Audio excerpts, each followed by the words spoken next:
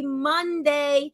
It feels good to be here with you all. Hoping that you are having an amazing Monday. And if you are not, I see you, Kelly Daly from Canada. We want you guys to share this live with everybody. As a matter of fact, give me 1 second. I am going to put a post on my actual Facebook to let everybody know that we are live. All right. So just give me 1 second. I think everybody should have an opportunity to get on book club because we will never, ever, ever learn more than we never earn more than we learn. So book club is live.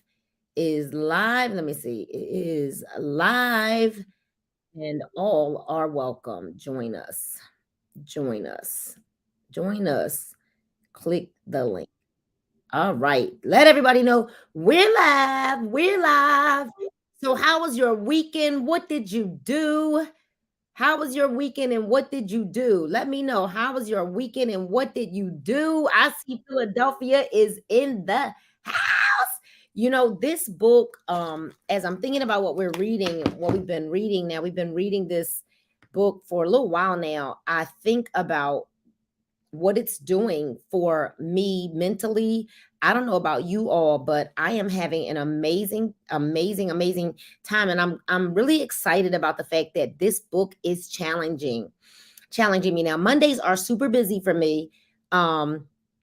It's super busy because it's Monday, right? We are the day before my business closes out because I actually have another business that I run. And there's a lot of things that happen on Mondays.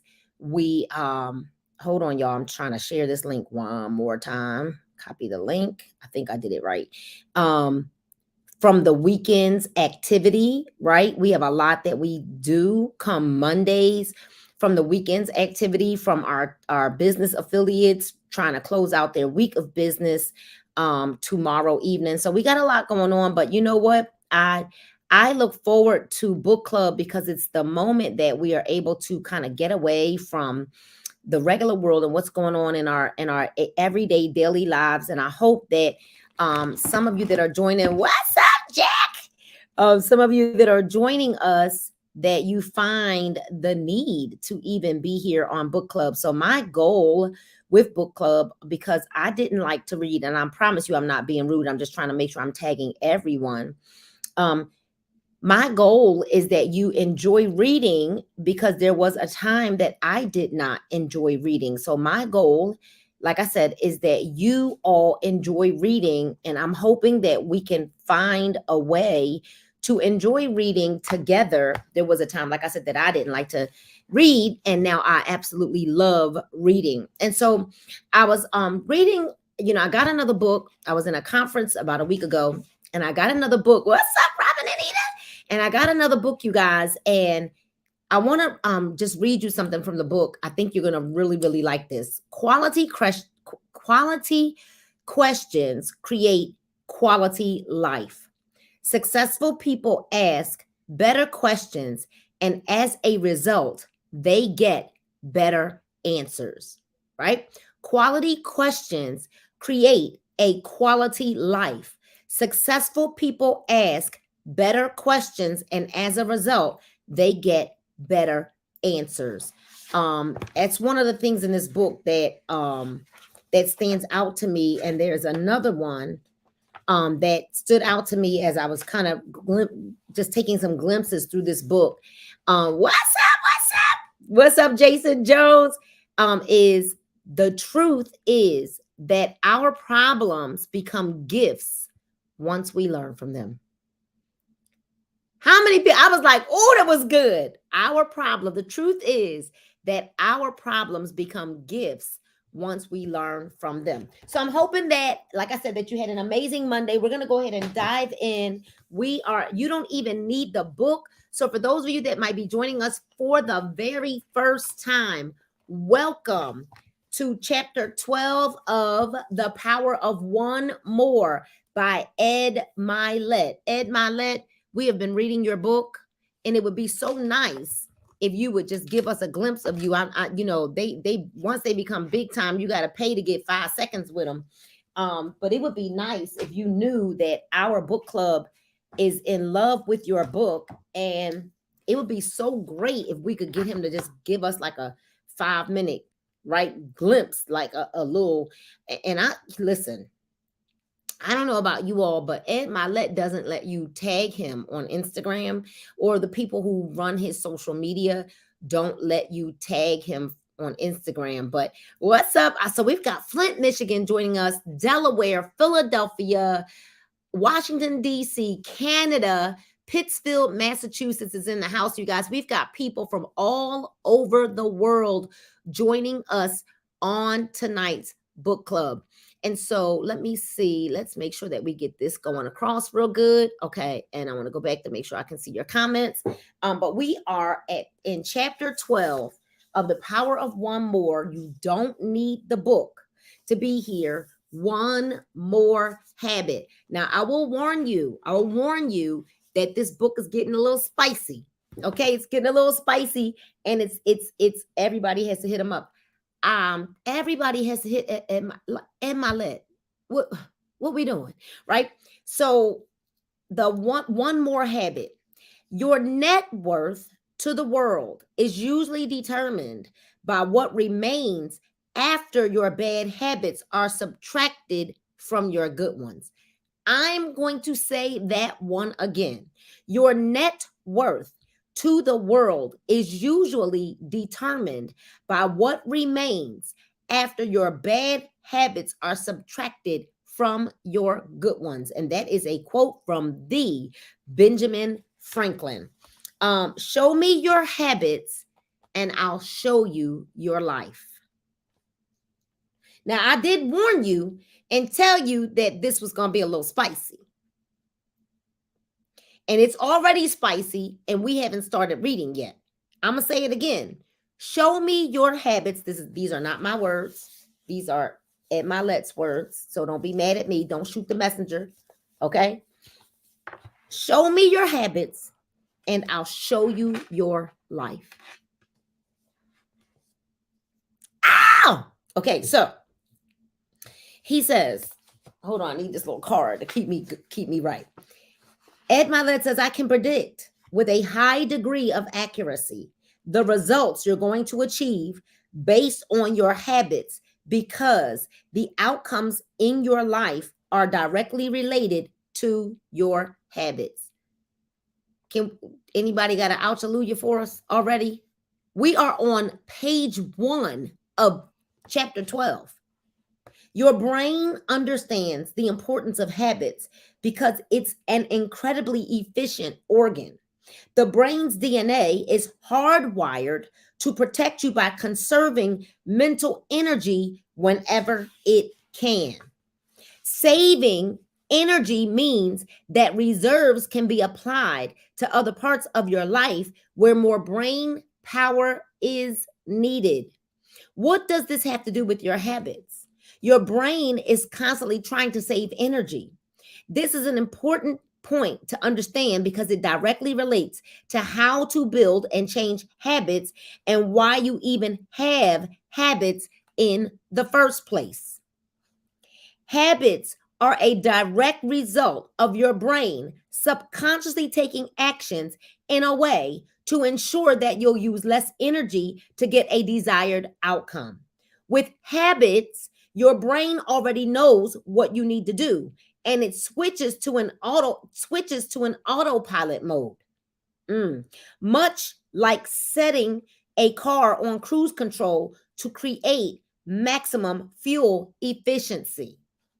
Think of how many times you've wakened in the morning and gone through your routine of grooming, getting dressed, and eating breakfast. If you have a set schedule, there's a good chance that most days you've sleepwalked through all of these tasks before fully realizing you're awake and ready to start your day. You know that jolt, right? That the first moment of morning clarity, and it rarely strikes you when you first wake up. You got to that point in the day because your habits carried you through. So how many of you would agree that Ed Mylett, yes, Robin, came out the gate swinging? Whoa. Here's the kicker. Several studies have shown most of the actions that you take are habits. Some people drink 2 cups of coffee by 8 a.m. without fail. Other people eat lunch at precisely the same time every single day. Golfers have an exciting routine when they swing a club, and people who go to the gym often do so on the same days of the week and do the same workouts every time. Sometimes these habits are even more specific and more routine, and we're even less aware of them. For example, most people either brush their teeth first or jump in the shower first to start their day. It never varies. How about you? Which do you do first? And how often do you think about it? Let's talk about that.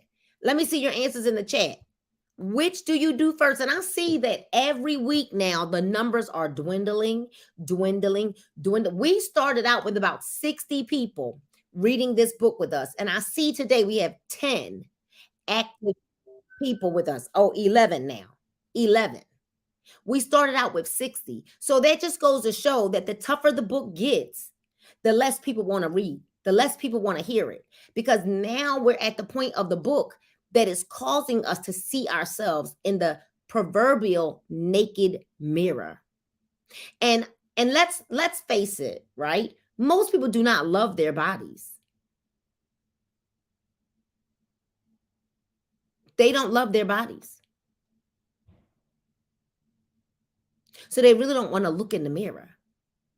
So the same way you really don't want to look in the mirror because there's something about your body that you just like maybe you got a big forehead, or maybe you got a big nose, or maybe you got big feet, and you're like, I don't like the way I don't like these stretch marks on my stomach. And so we don't stand in the mirror to look at ourselves naked and unashamed. This book is causing us to be in that mirror, right? So the first thing I do when I get up is I go to the bathroom and then I brush my teeth. It is a habit. Then I go make the bed. Like the making the bed for me is one of the things that I must get done in the day. I must. The room is not like my day can't start without that bed getting made. And if there's ever a time when I don't make the bed, that must mean that I just plan on being in it, or I don't feel well or something like that. So I get up, go to the restroom, got to empty that bladder. Then I wash my hands, brush my teeth, and then I make that bed. And then it's like, okay, let me get my gym clothes on. Let me, So it says, let's take it a step further. Y'all ready to take it a step further? Y'all ready? We'll talk about triggers further down in this chapter, but for now, when you step into the shower, the water is a trigger that starts a habit of what you do in the shower. When I get in the shower, the first thing that I do after letting my body get wet is I wash my face. Habits. Do you start by shampooing your head? Do you grab a bar of soap and lather up your face and then the rest of your body? Do you routinely stand and just let the water run on your back for a minute while you're relaxing and starting to plan your day? I'll bet there's a grooming sequence you go through every single day, and you don't even think about it, do you? That's a prime example of how habits work. When you get in your car to begin your work commute, turning the car on is a trigger that starts the habit of how you'll drive to work. You may adjust your mirrors, buckle your seatbelt, turn on your car radio, plug in a favorite podcast, and check your fuel level before putting your car into drive and pulling away from your home. Your brain goes into habit mode because you've already driven to work so many times that your brain knows what to do with a lot less active thinking on your part. That single trigger of starting your car initiates a habit that lasts for the duration of your commute to work, saving you a lot of brain energy in the process. I hope now you're understanding. What did that mean? Your body doesn't need to expel brain energy if it knows that this is your habit. Countless types of activities are habits. You don't even think about them. You just do them. And many times those habits work out just fine for You, but not always. Sometimes you develop bad habits and they don't end up serving you well. When that happens, if you change your life for the better, pay close attention to your habits and make the changes that align with what you want out of life. Pay close attention to your habits and make changes that align with what you want out of life. Be intentional about your habits. Under pressure, you'll always move into a habitual mode in your brain. Habits are reflexive. For example, if you want to maintain a high level of fitness, but you're in the habit of only going to the gym twice a week and you sneak a lot of junk food into your diet, you're not going to achieve that goal. If you want a close knit and happy family, do you schedule a date night once a week with your spouse or a private time with your kids? Is there a recurring time in your home where you'll gather as a family? Do you have the habit of eating at the dinner table together most nights? Those types of habits are what creates a happy family life for you.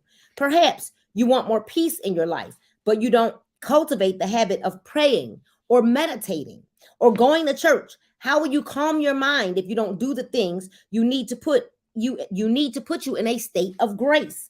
Or if you want to be a great leader but don't actively apply critical principles of leadership in your work or personal life, you'll fail in those areas as well. Getting fired up about living your life well each day is important, but nowhere near as important as having good habits. Octavia Butler put it into perspective this way when she said, "Forget inspiration. A habit is more dependable. Habits will sustain you whether you're inspired or not." So I would believe, or I want to believe, that the problem that we have is that there are more people that believe that there are only bad habits, but don't realize that if we would add good habits, habits will sustain you whether you're inspired or not, because you don't even need to think for something to be a habit. Contrary to what you believe and what you may have been told, the biggest separator in life is not motivation or inspiration. It is the habits you create to get you through those days when you don't really feel like doing the things you need to do to be successful.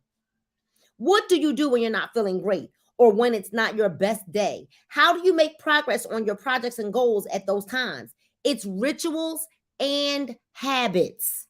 Motivation and inspiration come and go, but rituals and habits are consistent. Creating positive and effective habits will change your life.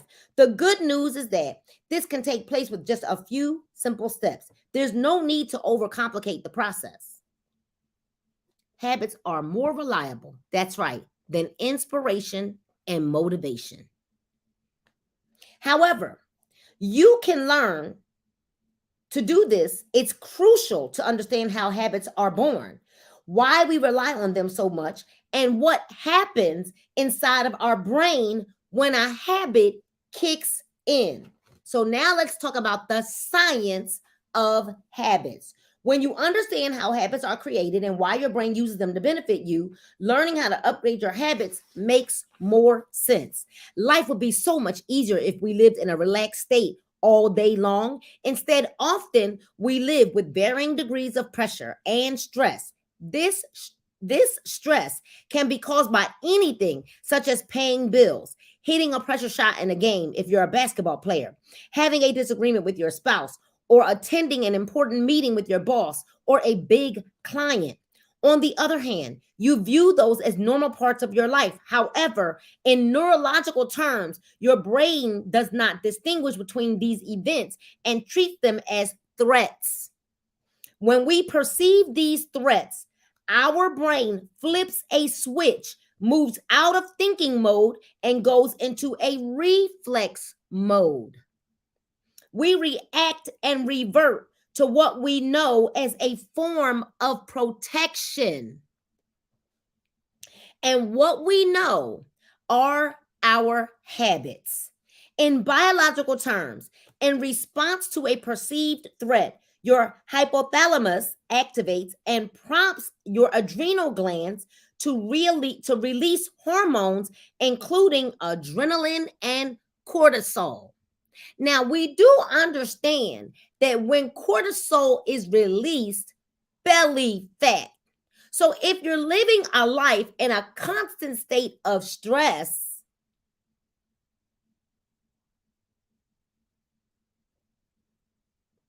this says the hypothalamus activates and prompts your adrenal glands to release hormones, including adrenaline and cortisol. Adrenaline increases your heart rate, raises your blood pressure and energy levels. Cortisol is the body's primary stress hormone, and when this is activated, it releases glucose into the bloodstream. That triggers several bodily functions, including alarm systems in the region of the brain that control mood, motivation, and fear. So because the hormone that causes stress, which is why I love one of my products, y'all. And I put it on my shelf. I got these drops, y'all, and these drops that I've got help to control the hormone that causes stress. So when this stress is triggered, when this cortisol is triggered, it then what? Alarm systems in the regions of the brain that controls your mood, motivation, and fear. So because it controls your mood, you tend to then start emotionally eating. Also, when stress hits and you go into habit mode, if you don't have the right habits in place, you'll sink into depression, despair, and fear. When this repeatedly happens over a long period, it can lead to chronic anxiety, heart disease, sleep problems, weight gain, digestive problems, and memory and concentration degradation, amongst others. By contrast, when you engage in positive habits that result in good outcomes, your body produces dopamine. Dopamine creates a sense of euphoria, and this euphoria dials your bodily systems back and conserves energy, which is what your brain naturally tries to do as much as possible. If your habits involve confidence, passion, resilience, strength, and peace, you'll reflexively respond with those emotions when stress hits. Uh-oh. Dopamine pathways control the operations of the basal ganglia. Basal ganglia are located near the base or the bottom of the brain. This cluster of nuclei has extensive roles in the brain, including involvement in a variety of cognitive, emotional, and movement related functions. Here's how this is all ties back to habits. Brains can change and adapt as a result of experience. This is known as brain plasticity or neuroplasticity. Neurons are the building blocks of the brain and the nervous system. Neuroplasticity means they can be rewired, develop new pathways, and create new connections. So for all of the people that think that you've got these habits and they could never ever change or be broke or be replaced with better ones, you're lying to yourself because you don't want to change, because this says neurons are the building blocks of the brain and nervous system. Neuroplasticity means they can be rewired, develop new pathways, and create new connections. When basal ganglia engage in neuroplasticity, this is how new habits are created. Neuroplasticity is what allows you to learn new things, enhance your existing cognitive capabilities, recover from strokes and traumatic brain injuries, and strengthen some brain functions that you've lost or are in decline. Now, let's take this science and plug it into how you can develop one more new habit. Everybody type in the chat, one more new habit. We're going to call this next one more new habit. Let me tell you all something before we go to the trigger, action, and the prize. I will tell you all that there are so many times that I am sitting there and I'm saying, okay, Nina, get over it. You don't like the gym? Get over it. Get over it. What you also don't like, Mr. Keys, what you also don't like, Nina, was being a size 24 or a size 22 or a size 20 or a size 18 or a size 16 or a size 14 or a 12 or a 12 plus or a 10 or an 8 or a 6. Should I go on? So does what you really desire outweigh what you used to do or who you used to be? See, what I desire, that outweighs everything, the comforts of the place that I used to reside in. I don't reside in that place anymore. So now let's take this science and plug it into how you can develop one more new habit. As a one more thinker, trigger, action, prize.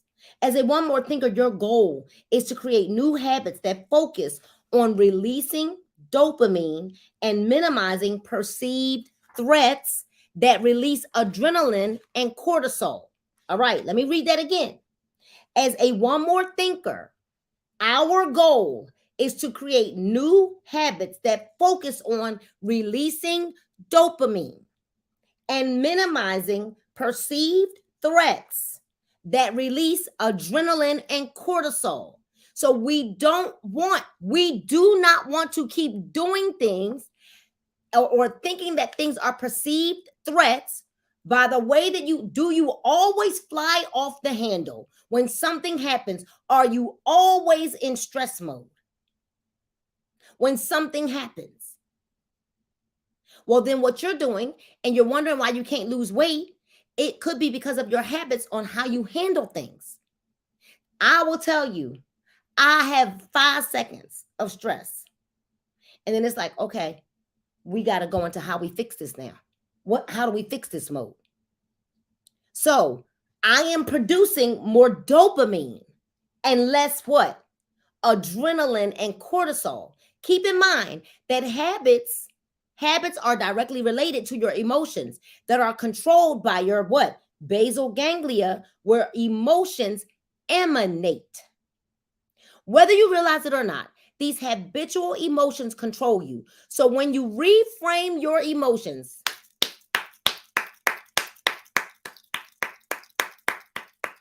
we need to type that in the chat. When we reframe our emotions, you will also reframe your habits.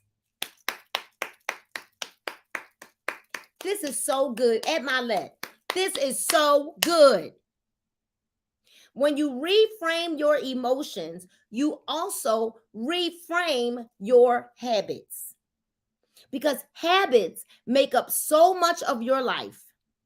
You can make tremendous strides in all areas that you want to improve when you adjust your way of thinking and develop positive habits. So how do we get better? How do we better our lives? How do we better our lives? Well, Toby, what we do is we reframe our emotions, which will reframe our habits. And then we will make tremendous strides in all areas that we want to improve when you adjust your way of thinking. We adjust our way of thinking to develop positive habits.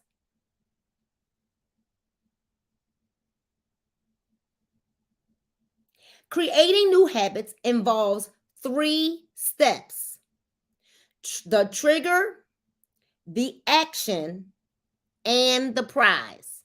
I need to sip my water. Is that okay, y'all? The trigger, and this is water. The trigger, the action, and the prize. Write that in the chat. The trigger, creating new habits involves 3 steps: the trigger, the action, and the prize. Excuse me. Thank y'all. Thank you. The trigger. The key to creating new habits are intentional thought and repetition. The keys to creating new habits are intentional thoughts and repetition, which is why, thank you, Holy Ghost.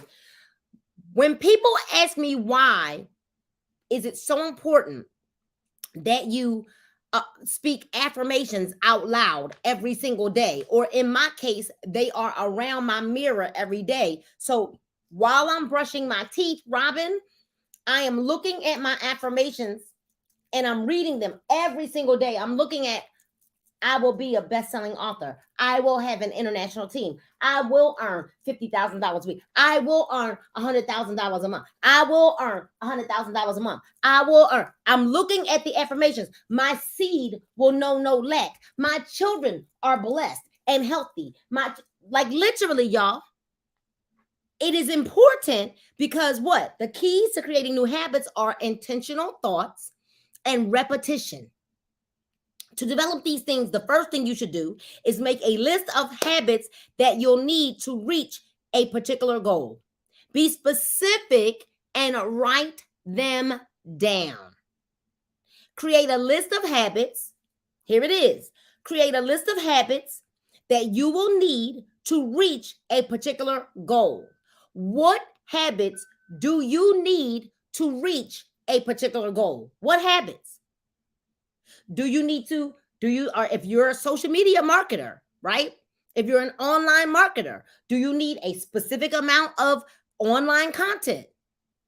Habits to reach your goal. What are you doing on the days that you close the majority of your sales? What were you doing? You have to go back and retrace yourself. I already know for mine. The thing that keeps my sales high is when I post a certain amount of reels on every platform, Facebook, Instagram, and TikTok, and when I go live at night.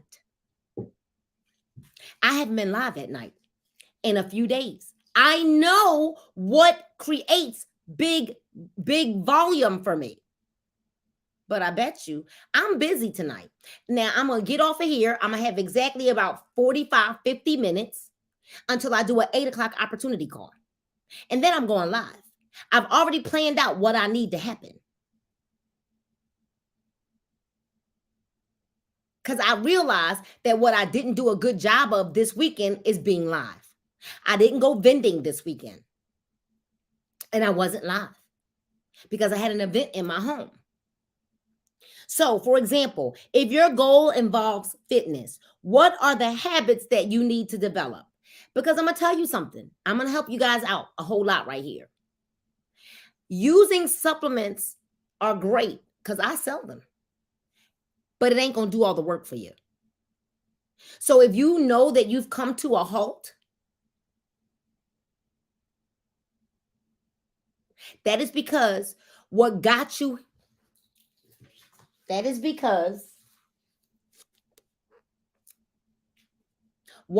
where you are won't get you where you got to go.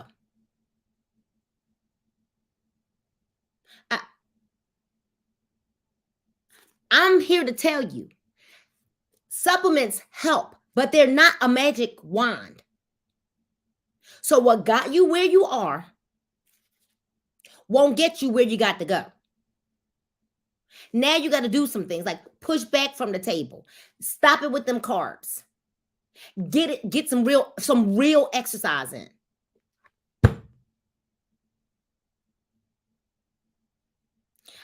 It's funny. I was talking to Paul earlier, and I was going through some people that we are friends with, and people that are using our supplements, and I was like, nope, they ain't losing weight. Nope, they ain't losing weight. Nope, they ain't, because people are relying on the supplements to do all the work. No. They help. They get you the jump start. then you got to meet the products somewhere in the middle. That was for free. So, what kind of exercise, eating protein intake, and hydration habits would you need to accomplish your goal? Then list the habits that don't serve you well related to the goals that you want to achieve.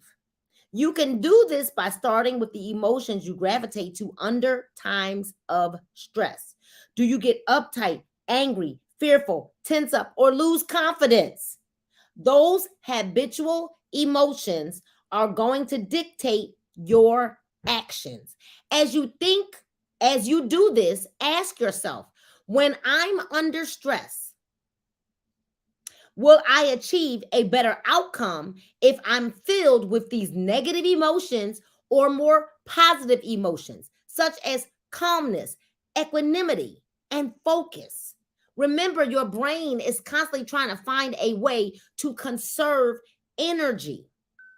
It does this by minimizing the number of choices in your life and replacing them by hardwiring habits into your subconscious mind. When your brain perceives an action impacting you, it's triggered into a response. Your basal ganglia goes to work to respond to this action. Whenever possible, habits become the primary response to this trigger. That's why it's important to have the proper habits already programmed into your brain. A positive habitual response is more likely to produce a dopamine release. Dopamine. So now we're going from the trigger to the action. The action that you take is your response to the heightened state of your alert you're confronted with. Let's say you're a baseball player and you step into the batter's box. Your body automatically treats this as an important situation and recognizes that you need to execute this task at a high level. It can't distinguish between playing a game or trying to escape a house that's on fire. It only understands that an external stimulus must be dealt with the best way your brain knows how to do it. To the extent you've developed good habits as a batter, the more confidence you'll have when you step into the batter's box, and your brain and your body will react reflexively in baseball parlance. You have a greater chance of being locked in, giving you a higher probability that you're going to hit the ball well. Let me give you an example of what I often do when I'm working with athletes to help them change their habits and performance. When you're a competitor, no matter what game you play, you're likely to hit a slump sooner or later if you're a golfer. You're missing easy putts. If you're a basketball player, you're having trouble making free throws. If you're in sales, maybe you've missed a dozen closes in a row. What do you need to do? Anybody know what you need to do? What do you need to do? What do we need to do? Let me see you type it in the chat. What do you need to do? That's why I need some of y'all in the studio with me. We supposed to be talking back here. I'm supposed to be able to bring you on the screen. What do we need to do? Anybody know? We need to build a new habit. How do you do that? The first thing you need to do is build a new trigger.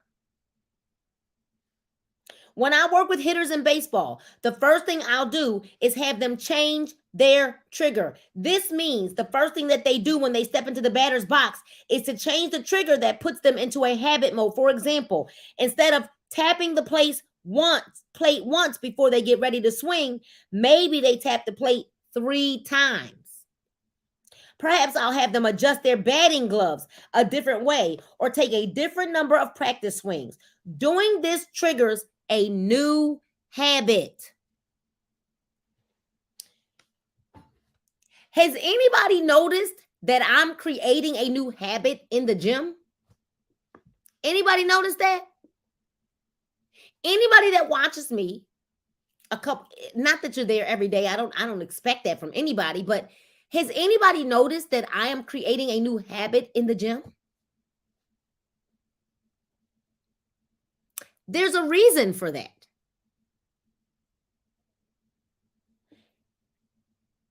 If you're in sales, maybe you've missed a dozen closes in a row. What do you need to do? You need to build a new habit. If you're in fitness and you want a different outcome, what do? You create a new habit. So you stop doing the things that were a trigger. So I'm not going to the treadmill because it was so, my brain was, it took no thought, no energy. I wasn't even sweating on the treadmill at a 12 incline. Ladies and gentlemen, I am showing you what to do. Create a new habit. So, doing this triggers a new habit, although these may appear small and inconsequential. When you're intentional about doing them, you move out of the habit that was not serving you well and force your brain into a new thinking mode. Small adjustments are triggers that create new habits. See, so some of you aren't creating new habits because you think that it takes something bigger, that it's taking this big monumental thing to happen. Small adjustments are triggers that create new habits that can completely change a plate appearance. Also, understand that hardwiring your brain to develop new pathway requires repetition. Hardwiring your brain to develop new pathways requires repetition. So, Tamara, it wasn't enough for me to go to the Stairmaster one time. I must keep going to the Stairmaster over and over and over again so that I can do what? Develop a new pathway requiring repetition so that I'm repeating this new action. My body will soon begin to change because it's going to say, oh, hold up. This is something different. These are new muscles she's using. She's sweating.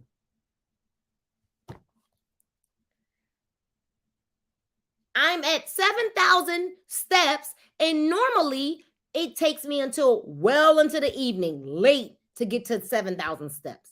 But because I'm on the Stairmaster now, I'm taking more steps. And what I'm doing on the Stairmaster, when I started on the Stairmaster, I was only doing between the 2 and 3 speed. And now I'm up to a 6 speed. Day 3 on the Stairmaster. Do you guys see what I'm saying? Creating the right actions to produce better habits involves practice, lots and lots of practice. You can't expect to do something once and have it become a habit. Depending on what you want to do or change, creating new habits can take several days, up to several months to master. But because I want something different with my body, I want my body to look different. I want to feel different. And one of the young girls, Betsy, that's in the gym with me often, we were in a sauna together today, and she said, "You are looking so good." And I said, "Really?" I said, "Well, thank you. I'm going to take your compliment because I've learned to not brush off a compliment." I said, "But the scale don't say so." So when you start to build, I had to think about this while I was in there with her. When you start putting on more muscle, the scale goes up. I was like, "I don't really like the way I feel right now." She was like, "Well, you look amazing." Oh, depending on what you want to do or change, creating new habits can take several days up to several months to master. That point was driven home by Mark Twain, who once said, "A habit cannot be tossed out the window. It must be coaxed down the stairs a step at a time." When you're patient and intentional, when you're patient and intentional, in most cases, you can develop a new habit in about 30 days. But you can't be lazy about it. You must work hard. Think about what you're doing and where you want to get to before your new habit will become a reality. Before we go to the prize, let me tell y'all something. Robin, Janice, Tedra, Marguerite, Toby, one of the reasons why I'm going live on the Stairmaster and why I wasn't going live on the treadmill, I'm going live on the Stairmaster because I need people to hold me accountable. And I figure if I go live and I show you what I'm doing, because I am trying to create a new habit. I don't want to talk myself out of being too tired to finish 30 minutes on the Stairmaster. So because I am creating a new habit and forcing myself to do something different, to do something more, I'm going live so that the people are watching me and I am being intentional about creating a new habit, which is why I'm live while I'm on the Stairmaster. Because I don't want to give myself an easy out at 15 or 20 minutes in. Does that make sense?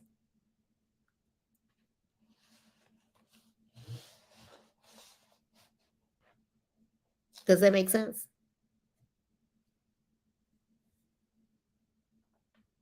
So I'm being intentional and I'm being accountable because I'm like, I'm creating a new habit. I'm not going just going over to that treadmill. Now, I can go to the treadmill if I choose to, as long as I've already done the Stairmaster. Because I'm creating a new habit. The Stairmaster is first. And then I can go do 10 minutes on the treadmill, 15 minutes on the treadmill or something like that, maybe at high intensity, or go jog, right, for 5 or 10 minutes. So now let's talk about the trigger. We talked about the trigger. We talked about the action. And now we're going to talk about the prize. And I've got about 12 minutes left. The prize is the payoff. When you create a new habit and you use it to accomplish a goal, you release dopamine. This dopamine tells your brain you want to do it again. The more dopamine your brain releases, the greater the intensity of your desire to repeat the action. What does the prize look like?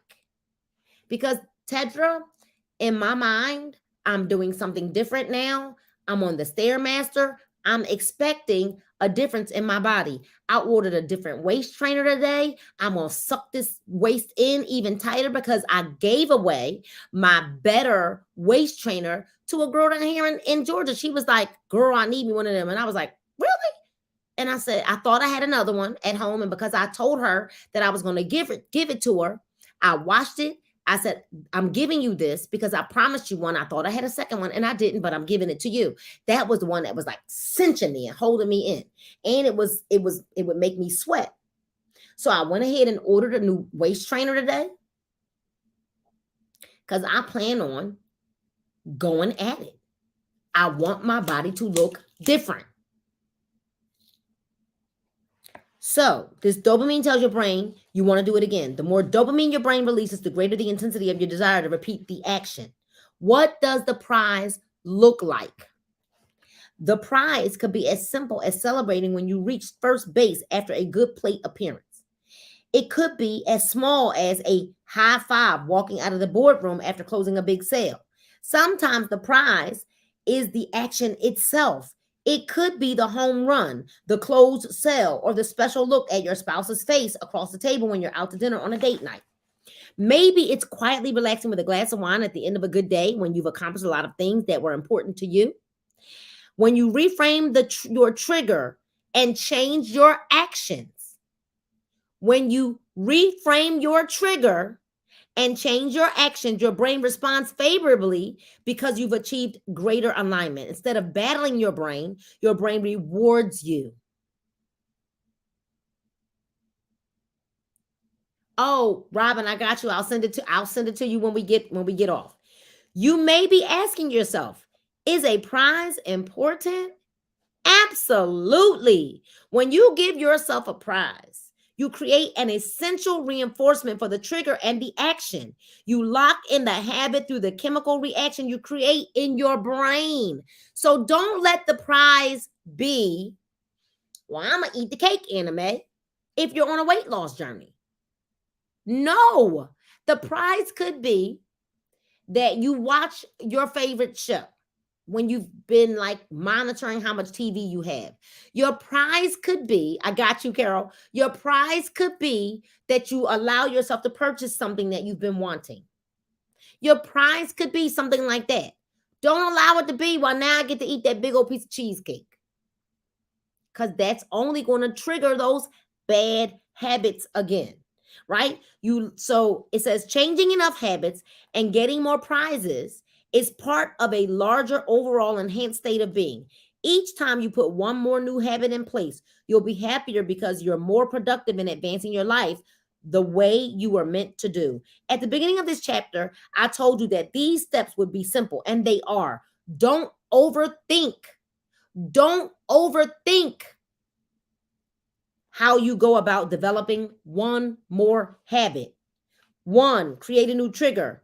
2, execute a new action. And then 3, enjoy the prize. Because of the way your brain is hardwired, you're going to constantly engage in your new habits. When you create the right habits, you'll save energy and time. Neuroplasticity means that you can accomplish this hard wiring and create new habits in as little as 30 days, the vast majority of the time.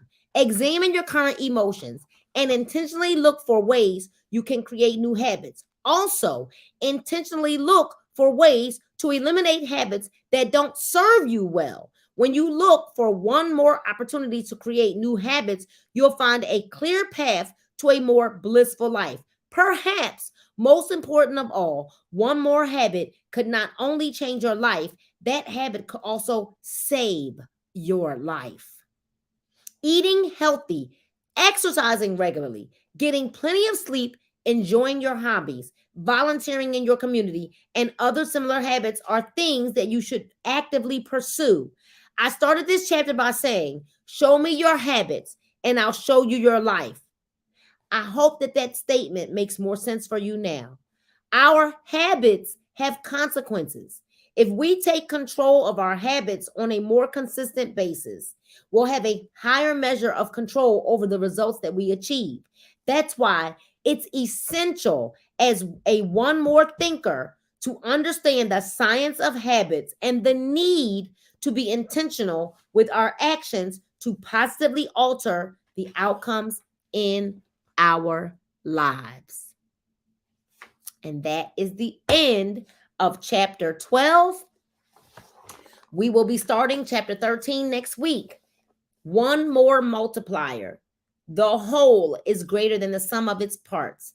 A guiding principle of Gestalt psychology. Wow. One more multiplier. Chapter 12 was powerful. I won't start chapter 13. We'll just go ahead and do chapter 13, and I think we'll get through 13, all of 13. Maybe 13 is kind of long. We might be able to get through chapter 13 next week. Oh yeah, we will. Chapter 13 is short. We'll get through chapter 13 and maybe some of 14 next week, because chapter 13 is only a couple of pages long. All right, so be on time. We should get through chapter 13 and 14 next week, or most of 14. And then, y'all, there's only 19 chapters in this book, so we're going to be done very, very shortly. All right, chapter 19 is one more. All right, so I'm very excited. We're on chapter 13. You guys, how are you feeling about this book? This book is amazing. All right, and I told you guys that I am praying for God to tell me whether we're going to be reading the 4 disciplines of execution or Atomic Habits, or what was the third one? Do you guys remember what I said the third book might be? Was it What Got You Here Won't Get You There? I know it was Atomic Habits. Let's do it. Do y'all remember? I know I said the 4 disciplines of execution, and y'all see that I got 2 copies here, which means I must be getting ready to give some stuff away. Me and Paul went and picked up some stuff today. We got some stuff. Think and Grow Rich. Right. That's right. So we're in prayer about whether it's going to be the 4 disciplines of execution, Atomic Habits, or Think and Grow Rich. Now we're going to read all 3 of them, but I'm just not sure which one we're going to next. Okay. That's what it was. Think and Grow. Thank you. Matter of fact, I am going to make myself a note of that right here. And I'm just waiting for the Lord to tell me where we're going next. I'm just waiting for him to make it clear. And hopefully we'll have that answer in the next 2 weeks, because we'll be closer to the end of this book, The Power of One More, and I'll be able to announce it so that everybody can start getting their books or getting them on Audible or whatever you're going to do, because you know that I will be reading them for you. So 1 seems to be right on. Yeah, 1 seems to be right, the right one to me. Whew. I don't know, y'all. This is number 1. This is a number 1 business bestseller from the Wall Street Journal. But Atomic Habits is another book that highly, like, it's amazing, and so is Think and Grow Rich. So I don't know. We will be reading all of them. You want me to see like this one, the 4 disciplines of execution? You know,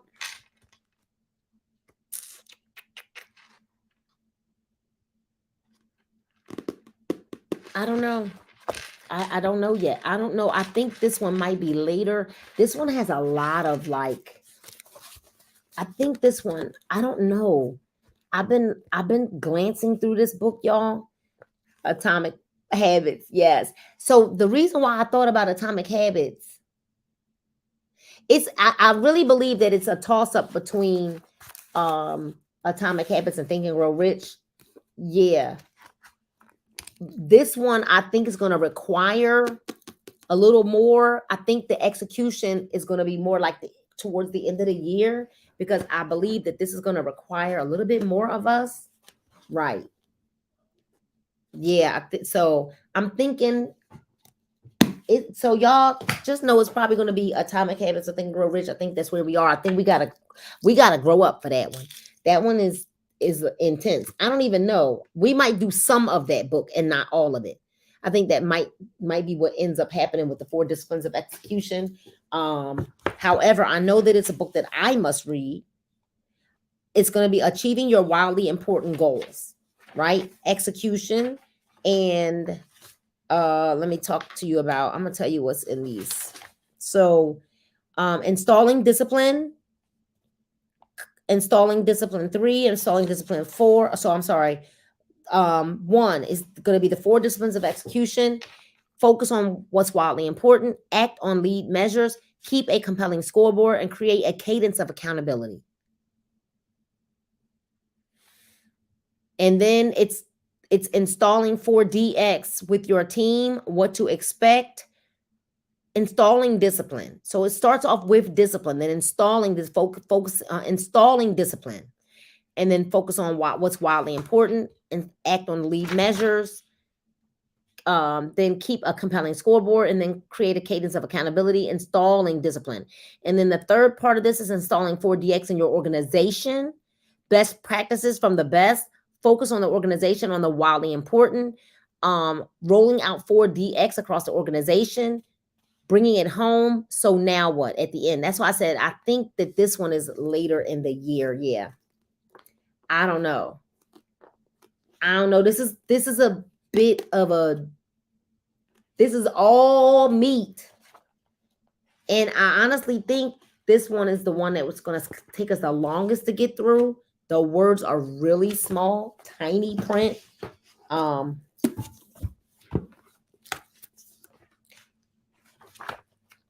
y'all see? Okay, so let me tell y'all. Yeah, it's this book is still only 300 and something pages. 300 pages.